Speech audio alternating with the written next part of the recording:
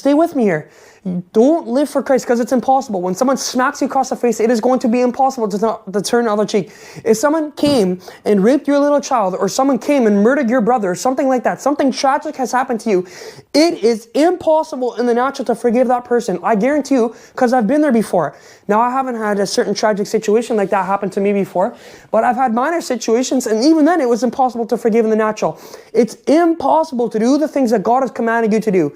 You know, the Old Testament things that God had commanded to them, they were impossible to do already, but they were not nowhere near compared to what God, the new commandment He gave unto us. He says, even if you look at a woman with lust in your heart, you've already committed adultery. If you've ever hated, had a grudge, hatred towards somebody else, you've already murdered in your heart. Anytime, it was not only the physical acts that God was looking at, but it was the intentions of the heart that He was focused on. It is impossible to be that person without this. So here's the second half of my statement. Don't live for God, but let Christ live through you.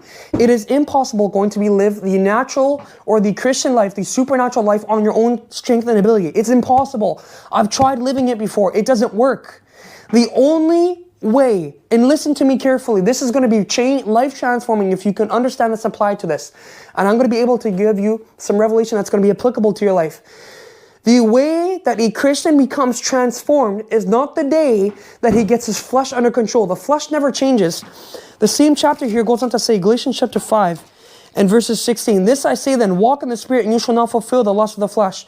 For the flesh lusteth against the Spirit, and the Spirit against the flesh, and these are contrary the one to the other, so that you cannot do the things that you would." The flesh never changes, people. The moment that the Christian life becomes transformative, the